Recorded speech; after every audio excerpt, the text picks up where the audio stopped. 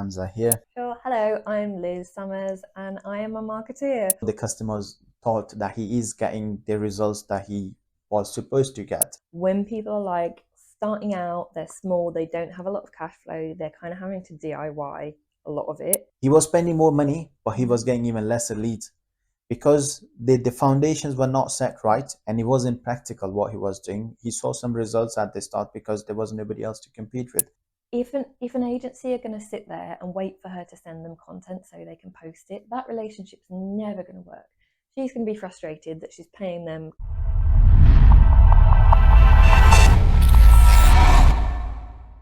Hello everyone, welcome back to my channel. Hamza here, and today we will be starting a new series and I'm here with Liz. Hello. So Liz, if you want to introduce yourself. Sure. Hello, I'm Lizz Summers and I am a marketeer.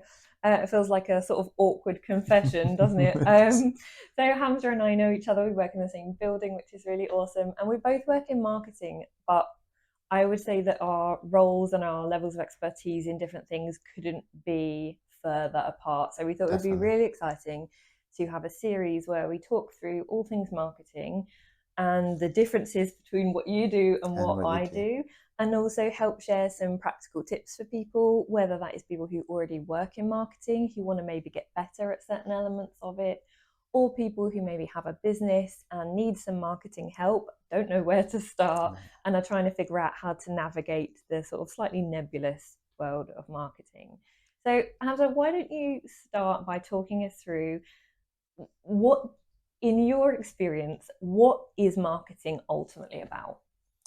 Okay, so see, as you mentioned, like the words that we work on, even though it's still marketing, is very different. So if you ask me about marketing, for me is a lot more, but a lot more hands-on in terms of digital marketing end of it, in terms of like showing the results to the clients, in terms of. So let me just go back. So let me just give you an example.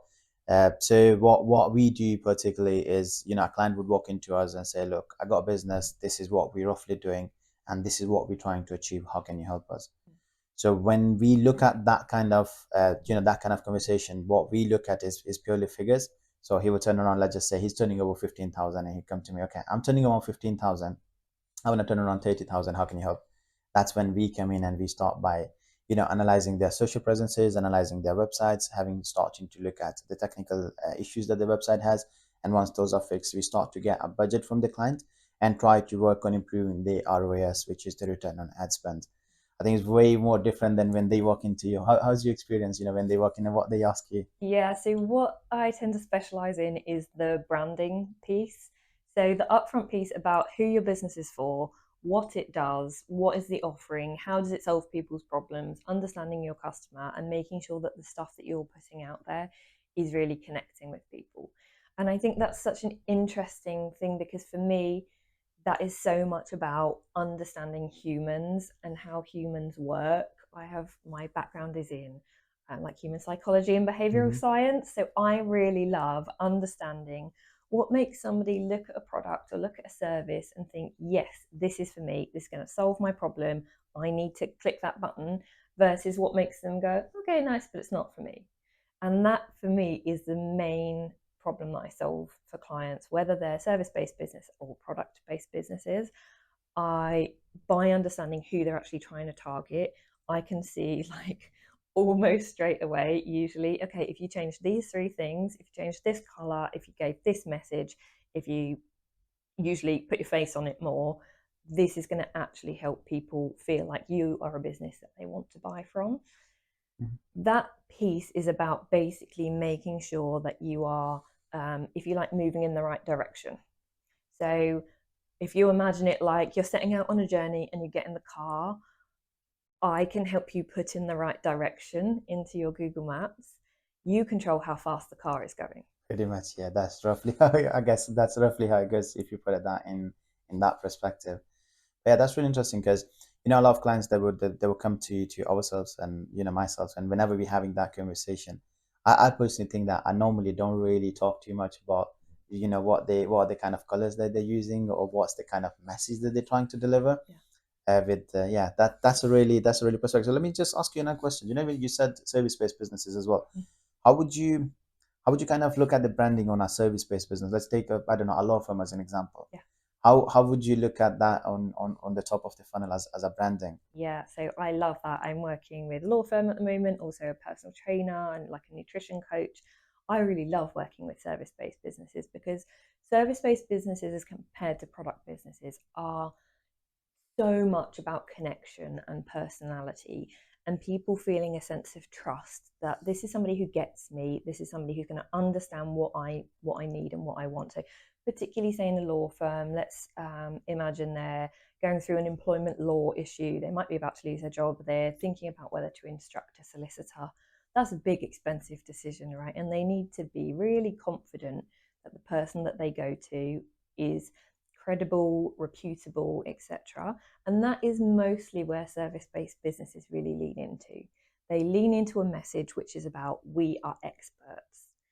And there's a problem with that, which is that somebody, when they're instructing a solicitor, doesn't just want an expert. They also want somebody who's going to listen to them, somebody who's going to treat them with empathy and dignity. They're probably going through a really crap time and actually want somebody who's going to relate to them on a human to human basis, understand their problems, and basically have their back. So, what I find most often with service based businesses is it's about rebalancing the personality, if you like, that they're putting across. So, it's not just about, for example, expertise, it's actually now about expertise meets empathy. And I think that's the same. I have a personal trainer, nutrition client who is absolutely brilliant at what he does. He is so knowledgeable about everything to do with sports nutrition. But in the past, his messaging was very much tailored towards athletes. It was all like performance nutrition, building muscle. He also looks like a gym bro, right? So that's the kind of clients that he was attracting. Actually, those aren't necessarily the clients that he wants to work with. Actually, he gets great results and actually finds it most worthwhile when he works with women who are probably in their 40s, for example, who are carrying a bit of extra fat, worried about the menopause, worried about getting brittle bones. And actually, those are the clients that he gets great results with who've got the disposable income to pay him, right? So, we've done some really important work on pivoting, particularly his organic social media, to try and attract more of those clients. So, what that looks like in practical terms, there's less gym imagery, there's much more food imagery, there's less stuff that's filmed in the gym, which can be quite an intimidating environment for women. There's more stuff that's filmed outside with him walking in a park. It's essentially about just recalibrating this thing because a woman in her 40s, for example, who's never really worked out much, isn't going to click for a consultation with a guy who's talking about like build muscle, optimize your performance, lift 140k in the gym. Like it doesn't connect. And so that person in this example could put a zillion pounds behind their ad spend and they still wouldn't be getting a target client. They might get some clients, right? But it's about slightly pivoting that direction to make sure that what they do then spend, if they decide to put some money behind ads and so on, is actually going to get them the clients that they want, need, and who actually have the money to pay them. Very. I was actually imagining it. So a quick question on that one. So how did he figure out that he wants to target, let's just say, women's on in their 40s? Like how Yeah. how did he come to that conclusion from being a gym bro?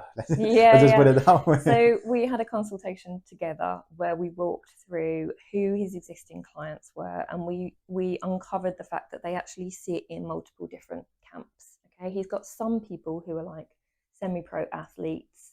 He's got some people who are like guys in their 20s or 30s that want to bulk. He's got some people, like he's got lots of different types of clients. And I essentially asked him, who he enjoys working with most. Like, who do you go home at the end of the day and think, yeah, I did a really good job here. I actually helped this person. Because for him, that's a really important part of why he does what he does. And also, which of these people has got the money to pay you and are going to prioritize it because there is a need or a fear that is big enough to make them prioritize that spend. So, for example, he has some clients or has had some clients before who are like in their early 20s, who are at uni. A, they don't get great results because they're always out drinking. B, they don't really have much disposable income. And C, it's not really rewarding for him overall. Whereas, for example, when we talked about it, he's like, actually, a woman in her 40s, she's worried about menopause, she's worried about osteoporosis, she's worried about whether she'll be able to walk up and down a flight of stairs in 20 years' time. There is enough impetus to act for those clients as compared to other types of clients. And also, the market for professional athletes is super saturated, right? The market, Yeah, for definitely. example, for practical nutrition guidance for women is much smaller and actually is more aligned on who he is as a person. He isn't a gym bro, he just happens to Just look happens to. like one. And I think that process of uncovering who your ideal clients is really important because a lot of people are really worried about identifying a narrow ideal client, right? They want their ideal client to be everybody because that's how they figure they'll get the best sales figures, right? Or growth is if we market to everybody, that's a good thing. Actually, what it means sometimes is that you're kind of talking to everybody and nobody. Whereas if you have an ideal client or two or three ideal clients in your mind and you think these are our people, they've got disposable income, they have a need for our product, by having them in mind, and sometimes you'll hear them talked about like personas or whatever, you can actually get much better at tailoring your marketing. And what then happens is if you talk to that person, you'll naturally attract a load of other people around the periphery, but at least you'll be actually connecting rather than just like, this is for somebody. Yeah. And then nobody thinks, oh, Yeah. that's me, right? So, how, when you're working with clients, okay, so a client comes to you and says, we want to triple our monthly turnover. And you say, great, what's your budget? And they go, like, what does that Oh process God. look like in terms of figuring out how much money people should be putting behind their page? Yeah. So see, I'll take your client as an example, the gym pro. So, if he were to come to, for example, somebody like myself, our process would be completely different. So it's amazing to put these two into perspective because with what you said, honestly, something that I personally believe that I wasn't focusing too much on. My focus was more like, okay, so, okay, well, what's your turnover? It's turning on, okay, I'm turning over about 50, 20, 15, 20 grand, whatever he's turning over. Okay, I want to multiply that. Okay, that's fine. Let's take 10% off that as a budget on marketing. Mm-hmm. Let's do some A/B testings. Mm-hmm. So what would we do with that one is we will run some ads that could be on different platforms such as Google, it could be on Meta, it could be even on Pinterest actually, or it could be on Snapchat. It depends roughly on what niche we're talking about. Specifically talking about gyms, I would definitely start with Google and Meta. I would narrow down the audience based on the clicks that I get. So in practical terms, we would run the A/B testings on these campaigns. We will create a couple of campaigns, different niche, different audience segments, and so on. We will see which ones are performing. So it's a process that normally takes about 14 days to begin seeing, okay, look, this is working, this is not really working out, I need to make few changes here and there. So practically every 14 days we will be making the changes until we are able to narrow his audience down exactly to the women that are in their 40s, for example, if that's the right audience for him, or if there's another kind of audience that kind of pays him more money, that will be based on purely numbers. Yeah. For us, like, when you put in perspective, I was amazed actually, the message that you're trying to give it to the other person, the values that you hold as a human being. We spend too much time behind the screen. For us is pretty much percentages, like, okay, this audience converts about 30%, let's just say. You got a CTR of 3.5. Okay, if I multiply that, I can we I forgot to imagine those numbers as human beings a lot Yeah. of the times. Yeah. And those numbers are kind of, okay, the turnover was 20, we're hitting 40 now. These are the numbers that are converting more for us. I would say numbers are not audience. But the numbers are super important, right? Because that is Yeah. ultimately what enables people to run a business. Like, it's all well and good having the right positioning, the right messaging, the right brand. But if you aren't getting in front of the right sets Yeah. of I eyes, think both of the things though, like if you ask me, because you and you seen me, so I'm pretty much sitting here on my screens roughly 24/7. So I'm surrounded by screens, and so is pretty much all of my team. And with us, okay, yeah, numbers do matter. Don't get me wrong. Obviously, a business needs cash flow to survive. A business needs to generate enough revenue to be able to stick in the market, to actually hold on to the values that he has. But what if the business doesn't even know that he has any values like yeah, that he needs to hold dear to? So I think that the top of the funnel end of it is something that definitely is to be taken out from this conversation, and it's not something to be neglected, and it's something that should be predefined, and that should be something that should be taught really well before acting up on it. and then go for those numbers. Yeah, and I think that's a key thing is that if people also come to somebody like you with the strategy, with saying these are my target clients, this is who I want to be coming to me for, that's going to make your job A lot tons easier. easier, right? Because Yeah. you could get him a load of gym bro clients, but if that's not what he wants, Yeah, that's if he's not happy ultimately with it, even eventually, even though he's making money, he would end up, rethinking that and be like, okay, is it really what I want to do in my yeah. life? And And he'll go and train to be a teacher or something. yeah, so yeah, there's a Yeah. lot of actually there are a few live examples that I've seen in my life as well. There were people that were running really successful businesses, cash flow of having 15, 20 grand that they were able to take out weekly, not even monthly. And that's kind of the money that people dream of. But eventually, after a year, 2 years, after having, I know money can buy a lot of the things, don't get me wrong. And I'm in the market and I love, I enjoy starting new things. I love making money, let's be honest. And everybody does that. But I think there's a limit to how much you can achieve or how much you can grow with just the focus on money compared to the focus that you have on your values. That's something that I personally believe, and I have seen that happening to people that were my clients, for example. Or there were even people in my circle. I have seen that happen to them as well. Yeah, where they just aren't getting the, if you like, the sort of emotional or mental Yeah, reward from their business. But then I think the other really important thing is if you have all of the top of the funnel stuff right, but you aren't getting in front of people, eventually you're going to think, well, this isn't going to working. This isn't working. I need to do something different, right? Like you could have the most amazing messaging, brand values, blah blah, and then you put it out there into the world on organic social. You get a few hundred followers here or there. You get 2 new clients. It's not enough to pay you a living. You have to go and get a part-time job in a cafe to make ends meet. And ultimately, if that happens, you're going to think, well, I must be doing something wrong. And then you'll probably change, right? And try to do something differently. Think, okay, well, women in their 40s can't be my target audience because I'm not getting any. I'll target gym bros instead. And that is where I think people then start changing what they're doing every 5 minutes because they're not seeing the returns that they need. But actually, probably the reasons they're not seeing the return is that they aren't making the investment into paid channels. yeah, I definitely agree with you. And I get tons of not clients, but tons of new people that are trying to get into the clientele end of it. But when you speak to them and they don't really qualify as clients. I know it sounds kind of bad, but it is the truth in marketing. If you specifically talk about digital marketing as well, or even the other marketing end of it, with us being with us being in the field and being working for a while on that, and having the expertise on that, because that's pretty much what we live and breathe, Yeah. at the point.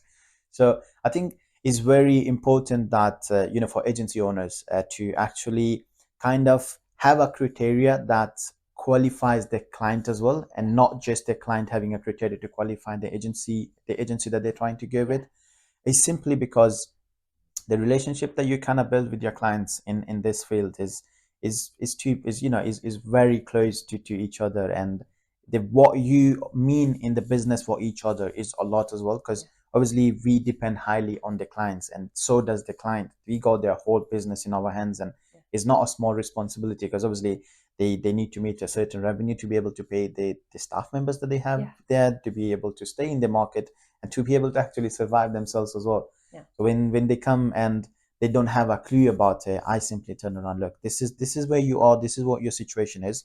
I can guide you on that, but unfortunately, I can't become. You can't become my customer, because Yeah. it won't work out for you, and Yeah. obviously it won't work out for me either, because you will have sleepless nights. You won't be able to keep up with it. You don't have enough cash flow to actually put that into the business to grow it, which is the honest truth. I don't think many marketing agencies would tell to their customers, really, because look, I can't exactly blame them. So there's a lot of agencies just starting now. They need that cash flow to Yeah. kind of, grow themselves as well, and You more don't than want grow, to, survive. yeah, you don't want to turn away clients, Yeah, but at the same time, almost if somebody doesn't have the budget or they don't have the foundation set up, it's not going to work for either of you, right? As you say, kind of yeah, both set up to fail because they're not going to get the results they want. They're probably going to, I don't know, pay you for 2 months and then go, oh, well, we haven't got any money or we haven't seen the yeah, ROI. Actually, it can take longer than that, right, to yeah. make it work. I think if you put in a time frame, I think you need a good 6 months just to actually understand the business itself and understand the direction that you're heading in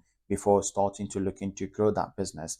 Because when you try to rush it with the campaigns practically, you can end up spending a stupid amount of money and not seeing a single result. Like, I have seen crazy cases. I have seen customers coming to us when they had these ads running for a year or maybe 2 years as well, but what they were doing on these campaigns was completely wrong, and all that data was worthless. Yeah. So the amount of money that they spend thinking that we gathering that data, unfortunately, becomes useless. And Yeah. obviously, when you break that news to them, is heartbreaking for them, and it's Yeah. heartbreaking for you as well, because it's you feel bad about the other person, Yeah. having Total spent. waste.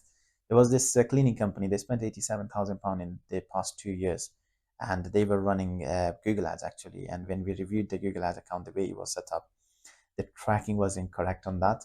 So even though the customers thought that he is getting the results that he was supposed to get, eventually, as the market got more saturated, or as more people came into that game and they started to run their ads, he started to see less and less results. And now he started what the agency that was running the ads did. I don't think it was an agency. I hope it wasn't an agency, but I don't know. You never know. But according to him, the agency that was running, they started to pump more money into ads, thinking, okay, look, if we pay more for CPA, for example, the cost per acquisition, we will be able to, show our ad in different places that would work out for us.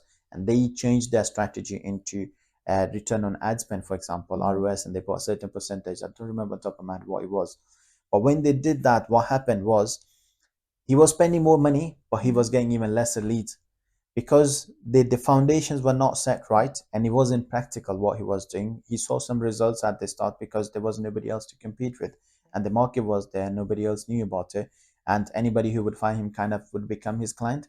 But because there wasn't a structure to the data, all that data became useless because you don't know who converted, apart from obviously this, he had a spreadsheet for the clients that he was Oh actually dealing God. with. So apart from them, he didn't exactly knew who his actual target audience was, or which postcode would work more than other postcodes for him, because he was covering quite a few, not nationwide, but roughly about half of the UK. That's what he was covering. Yeah. So I think if he would have had that consultation to understand where he wanted to take the brand to begin with, and had some core values added to it, he would have been in a completely different place, because he was the first one to start that game, and he was the top player at that time. Yeah. But because he was the top player, sometimes it gets to the client's head, or it gets to our head, I would say, overhead by, we human beings, end of the day we all Yeah. make mistakes. And because everything is going well, we don't realize that we have to be careful with what's going to happen next, especially in business, because it's very unpredictable what's going to happen next, or how the things are going to change. Take my industry as an example. Even in marketing, you got the AI, and the biggest revolution that's going to happen from e-commerce. We lived in e-commerce for over a decade now. Now it's going to change into social commerce, for example. That's going to be a huge change how the digital marketing is looked into, and what actual digital marketing is, what even marketing is for a lot of people. Obviously, we know that, so hence why we have to update ourselves with it. Yeah. But with the clientele that we have, if we sit down here and, okay, I got these clients, I don't need to worry about that one, it kind of works out. Yeah.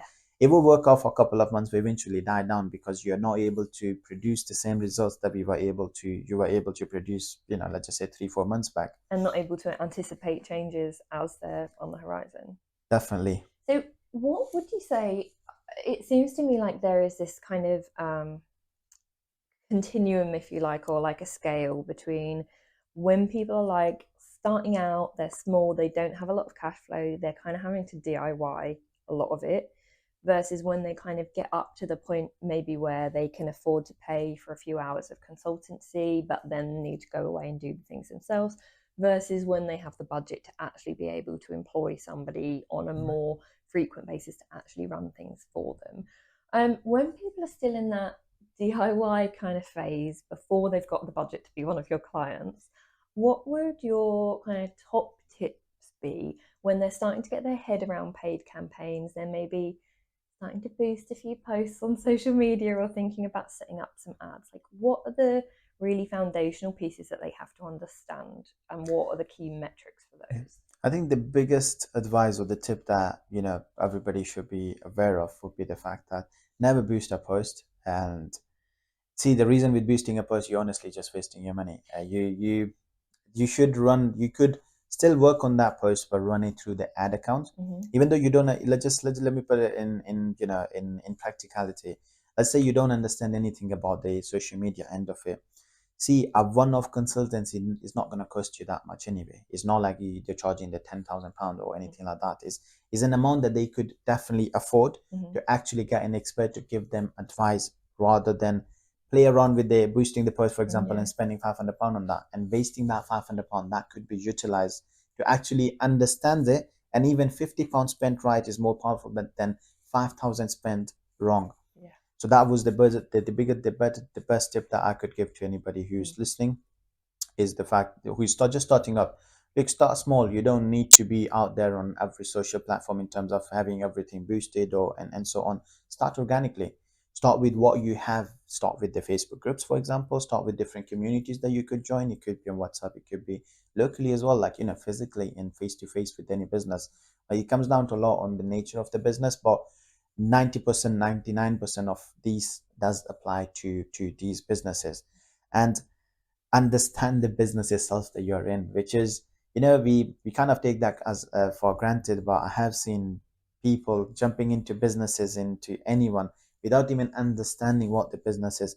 I'm not telling you to spend years to become an expert in a field and understand something and start, because I'm far from that. I see something, I enjoy it, I like it, I kind of jump on it. But at the same time, I do understand it to a certain extent before I jump on it. For example, you can't be a poet, for example. Your core skills are poet, and wake up and, oh look, I want to be a scientist, I'm going to do this experiment, that experiment. It can't work. Like, there's no way you can. Well, you can get lucky, don't get me wrong, lucky is there. There You are can get some lucky. overnight There are successes, some but there, but they're the exception rather than yeah, the rule. 0.00 whatever percent we're talking about here. But overall, understand that, and do take your time on making these decisions. And a lot of the agencies out there, unfortunately, are wasting a lot of their money, and hence why people are struggling to put their trust into agencies and trust into marketing itself. But see, it brings me back to the conversation I had with my friend yesterday. So we were talking about business in general, and he goes to me, look, we were talking. He, by the way, he's turning over. Last year turnover was 42 million, and this year turnover, predicted turnover, is 72 million pounds. So He knows what he's talking about. he knows what he's talking about. He goes to me, we were just discussing business in general, and he goes to me, look, Hamza, there are different challenges for businesses, startups, from 0 to 100k. 100k to 2 millions are different challenges. Then 2 million to 10 million are different challenges. Then 10 million to 50 million, the challenges are different. Then 50 to 500 millions are different. Then 500 plus million businesses challenges are different. So what that means is, when you are starting up, the first challenges that you'll obviously have, the biggest challenge that any business has, is cash flow. The amazing ideas, amazing product, anything, is the cash flow itself. Unless you have that cash flow to back up that idea, or stick in the market long enough to actually, for people to actually test that out and become your customers, you won't be able to survive there. And then the second is, kind of sticking to it. You have the idea, you have somewhat of a funding, even if you don't have all of the fundings, because nobody does. Like, let's be honest, I started pretty much from nothing as well. Like, I literally had no funding, nothing, just an idea. Okay, I'm gonna stick to it. But everywhere I could get some money, would that be through jobs, or would that be through friends or family or anything, I would still pump that into my business and slowly bring it to the level where I switched full time into business from my jobs.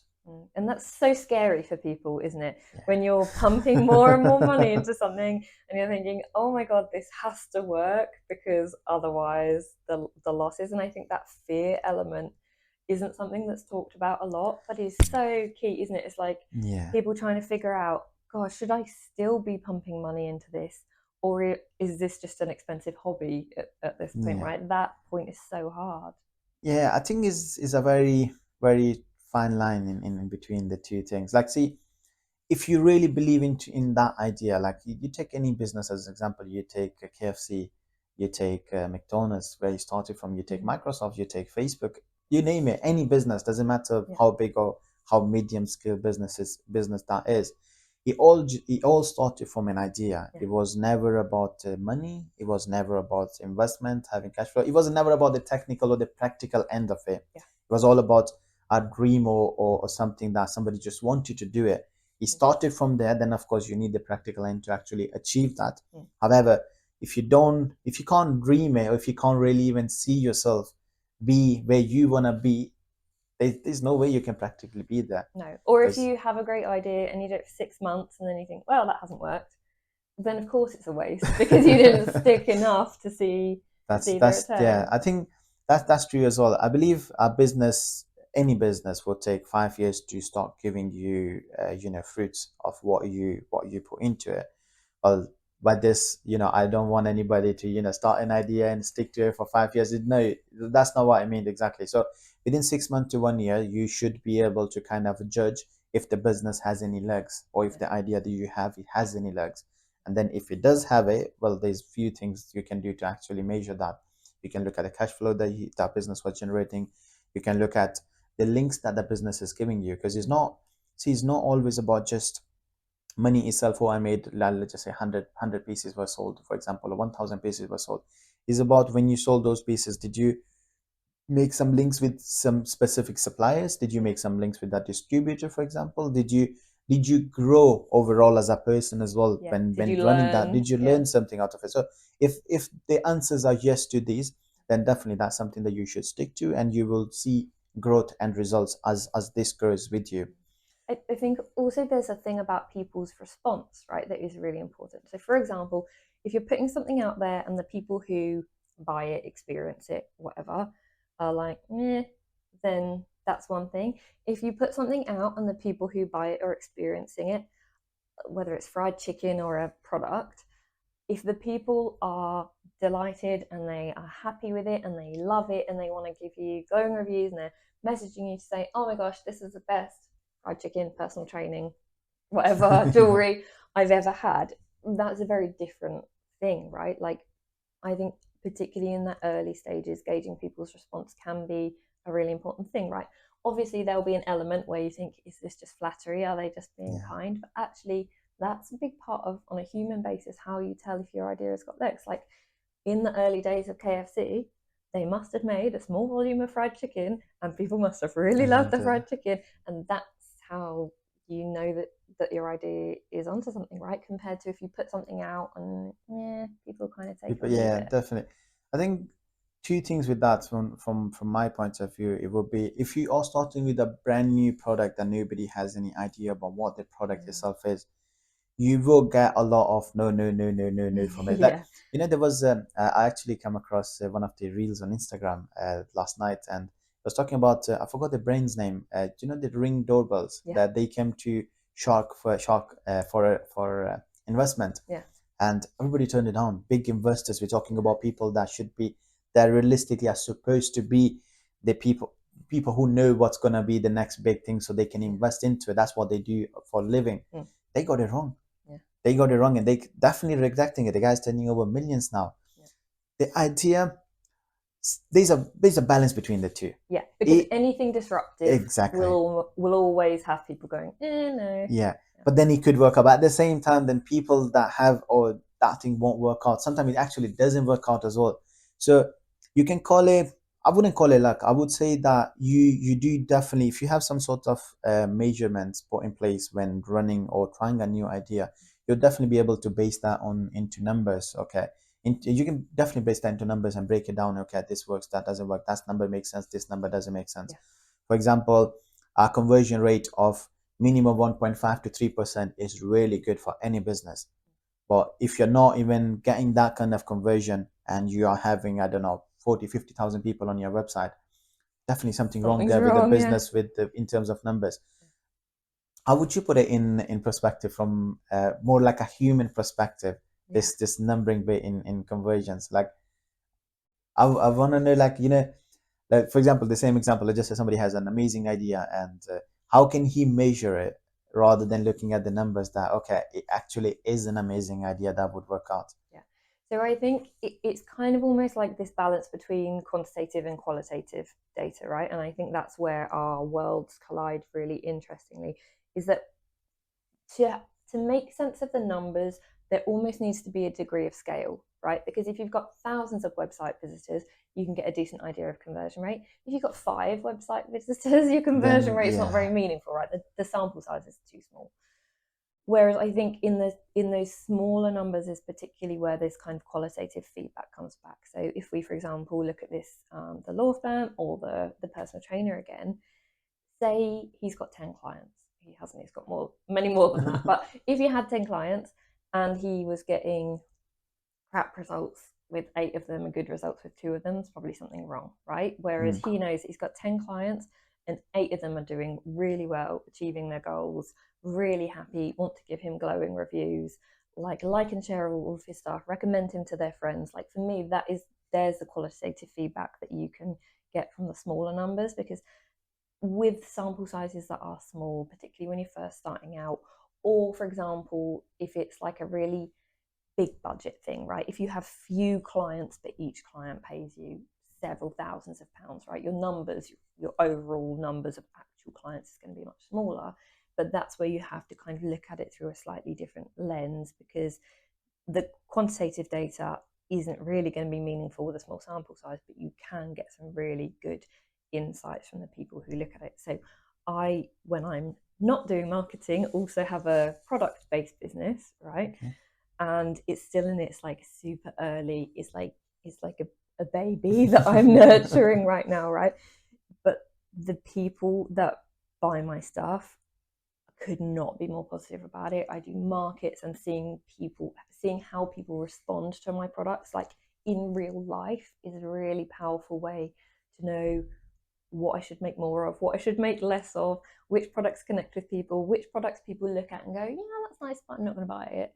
Like that instant feedback is really important. I think particularly in the land of digital marketing, particularly with online retailers, you lose a lot of that real-time human feedback, right? If you have a shop, you can see, do people come in, browse and leave, or do they not? And I guess that's the equivalent to website visitors, right? Whether they convert or whether they don't. But I think the integration of those two pieces, depending on the scale of the business, can be really important. Something else I think is really useful to think about is when people are thinking about working with agencies, getting the nature of the agency relationship right. So you touched on this earlier when we were talking about, when does somebody pay for some consultation and then do stuff themselves versus when do they pay for a full service, which includes ad spend plus the expertise, right? And something that I've seen go really wrong with a lot of businesses is they pay an agency, but there is a blocker. So the most obvious example I can think of with this is social media, organic socials, right? So I was speaking to one of my new clients recently.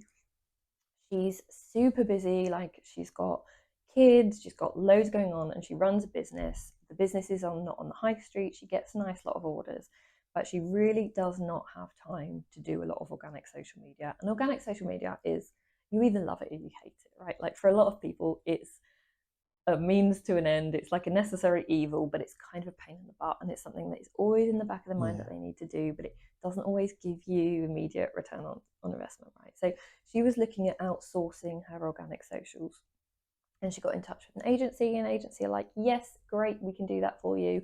We'll post 5 times a week. We'll do a mix of reels, stories, and static posts, blah, blah, blah, great. The problem with that is the agency are expecting her to give them all the content. That's never going to work, right? For obvious reasons, because she does not have time to create content.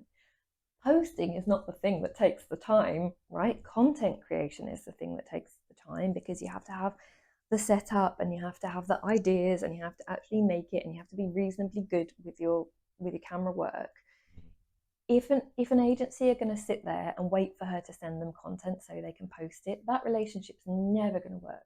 She's going to be frustrated that she's paying them a couple £100 a month and they are not really doing anything because they can't post content that doesn't exist.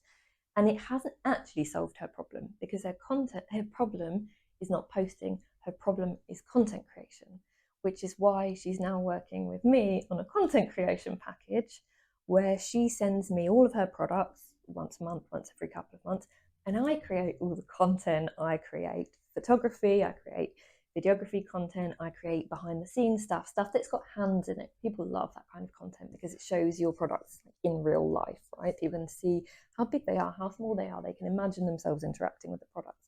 Content creation was actually her problem that needed solving, not posting. Posting is easy, right? Content creation is hard. And I think that's a lot of the time where relationships with marketing agencies break down, is the agency have sold her the wrong service. She came to them saying, I want social media management, but she didn't need social media management. She needed a content creation package. Yeah. Yeah, I got live examples of that as well. So we do social media management. So I do break it down to clients. Management and content creation are two different things. Management means managing the social media, as well as, with the way we work out with our clients, I'll tell you is, for example, we got a few local restaurants that work with us. So what happens is we send them scripts. This is roughly the idea. You guys just need to shoot, put the raw data online. We will edit it. We do everything for you, and we even post it for you. So that way it kind of works for them. But when I first originally started, we're talking about 4+ years ago, I was actually one of those agencies as well. So what we used to get, I still remember it. So we signed up a couple of clients, local clients. I said, look, we'll do social media management for them. At that time, I didn't really understand the difference between content creation. And I think at that time, it wasn't even that big of a thing because we were at the very early stages of the social commerce. But now we are really kind of into social commerce, which is going to be the biggest thing in the coming years. So anyhow, going back to the content creation and the social media management topic. So what we did, we agreed a small fee, very small fee because we were starting up. So I think it was about 60 or 70 pounds. I still remember it. Something along that lines. We're like, oh look, we need to get a few people in, and we just need to get going and start it from somewhere, anywhere.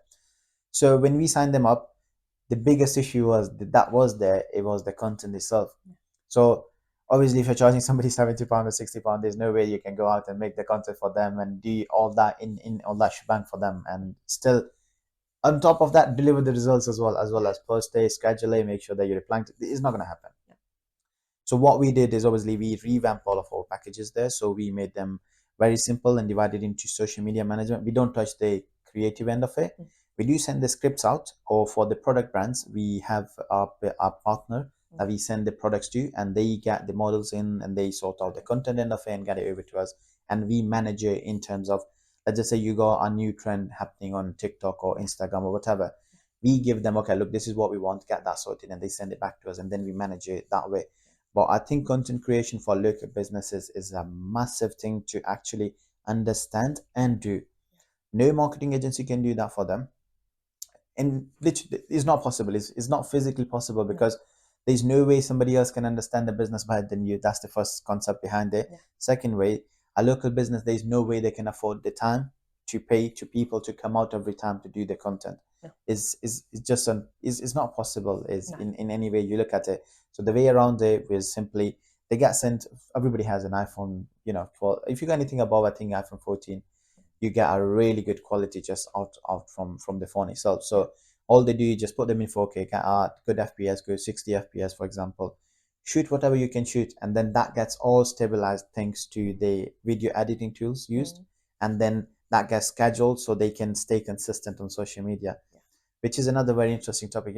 For organic growth as well, a lot of us don't understand the fact that you need to be consistent. It doesn't matter how many times you post. Even if you happen to post twice a week, that's perfectly fine, as long as that's consistent and that's posted twice a week.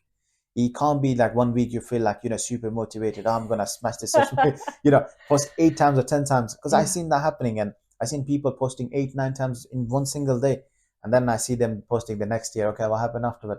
Yeah, I did a lot of content there, but it didn't work out. Of course, it didn't work out. There's no way for the content to work out on the first day. Organic growth means years of work, minimum months of work, but we're talking about years to actually organically grow that. And that's why you keep organic and PPC together to kind of, PPC helps you in the short term, gives you the quick money in and gives you the revenue, the cash flow to get your business going. And organic growth with that, it helps you in the longer run. So you got PPC boosting and topping up the balances that you already have made thanks to the organic end of it, and obviously giving you more sales on out there. What's your thoughts on let's just go to one last bit that Yeah. let's discuss it then if not it becomes really long and then we call it off. So what's your thoughts on social moving to the social commerce for e-commerce? Why do you think that's happening? Yeah, I think a big thing is about keeping people within the same platform, right? People not having to go off somewhere else. I'm sure you feel the same. Like, there's nothing worse than like link in bio. Like, that's Yeah. such a frustrating thing where people have to come off platform. And we know from behavioral science that any kind of friction where somebody needs to come off platform or do something else, something different, is always going to affect your conversion. Like, any degree of friction in any sales process, right, drops down your conversion unless it adds a lot of value. And so having that inbuilt commerce platform within socials is super different. And it also, I think, has this relationship where previously in ecom you had different groups of analytics, right? You've got this performance, this performance, this performance, and it's a lot of businesses rely on somebody like you to integrate those things and Yeah. understand where the traffic has come from, how did these people get over here, and how do the things relate. Whereas having that all in one place, I think is such a powerful thing for businesses. But it also means that the brand piece becomes even more important, right? Because the alignment between your organic social, your paid social, the way that your social based com works, it has to look like it's all the same brand. It has to look like it's all the same business. And it has to ultimately take people on a journey that ends in them going, yeah, I really need this. I really need to sign up for this. I really have to take action on this today. And I think having it all in one place helps with that. But I think also people will maybe underestimate the work that is required to get that all to work seamlessly together and think like, oh, great, it's all in one place. They can buy off Instagram without leaving the platform and think that that will magically solve all their problems. We both know it won't. Yeah, that's an interest. See, the reason I got into a lot more learning or more interested a lot into human behavior is purely because of this new era that's to come. What my opinion on this is I think people just are missing that human interaction again Yeah. because we got used to the machines too much that we want a physical person to show us the product before Yeah. we purchase it. Yeah. And I was actually reading a newsletter, and there is a city in China. Don't take me on that. It might be not in China, but there's a city Somewhere like somewhere, China. somewhere like China, I believe. So they have big malls, like for example, we go Victoria Centre in Nottingham, or you go any Trafford Centre in Manchester, for example. They got massive malls like these, and the shoppers are not there in. They're not going in physically to purchase anything. Mm-hmm. It's all done through social commerce. Mm-hmm. So you see the person on the counter being live on their own. They use their own different platforms. I don't think it's TikTok, but it's some sort of an app that they use. It's similar to TikTok, we can say. They are live there. Even if you are purchasing something there physically, you Mm. pay through the live that they are on. That's So so cool. is it's cool and I don't know, scary at the same time if you Yeah. think about it. It's all collapsing together It's almost between. like a virtual reality thing, isn't it? Like Yeah, watching somebody else's hands pick your product. I think we there's a lot more to talk about AI, metaverse. Yeah, there's Yeah, of course. But there's I think ultimately that thing you mentioned about physical purchases and about how we can bring back the essence of making a physical purchase back into online purchases is so important. Like with your fragrance business, for example, I think there is something really important about when you're looking at a product and it's out of context, right? You're looking at a photo and it's on a blank background. You have no idea how big that bottle is, how small it is, how exactly. it works, and different people are different, right? But for me, I'm a really tactile person. Like how something feels and Feels. the experience of it is so important to me. So, like for example, like knowing how big a, a bottle is in my hand, knowing how heavy it is, feeling like that amazing click when the lid comes off. Like for me, those are all things that form part of my decision to make a purchase because I know that that resistance and that pop means that that's a really It's quality product, right? But if I'm just seeing a photo of the bottle totally out of context, not with a hand on a blank background, I don't know if it's this big or it's that. like Yeah, exactly. I have this problem a lot when I order things off Amazon and I come that like they get delivered and it's like this ridiculous This, tiny things, like a joke with my partner that I keep buying things that are either enormous or tiny because there's no context. yeah, But I think that's where having a more human element in your content, in your brand, is so important. Like the texture of that plate, that label, is a really important part of what people will come back to you as a provider for. And I think the more that we can capture that buying experience and that physical sensation of interacting with a product, or if it's a service based business, the human relationship of trust and empathy and closeness and collaboration, like those are the things that for me make people make a purchase way before we've done the pay per then click work. yeah. No, definitely. I do agree with you on that. That's one of the main reasons I did wanna broad my knowledge into more like the human psyche behind the purchase itself than just the numbers. I enjoy my numbers, don't get me wrong. I still love those numbers and Of being able course. to see like crazy results. And this is a client we pulled 1400% ROS for him. Oh, So every pound he was spending, he was making 14 quid, and he was like over the moon. And I can understand him. yeah, Yeah, absolutely. but at the same time, that you know that physical interaction, as you mentioned, that the physical touch of the product or how it feels or what it is, I think that's one of the main reasons that we even going through this social commerce as well. So I think let's just wrap it up for today on the social commerce point, and we can pick it back up on our next episode. So thank you everybody for watching us, and Hamza once again here, and Liz. Thank you guys. Cheers.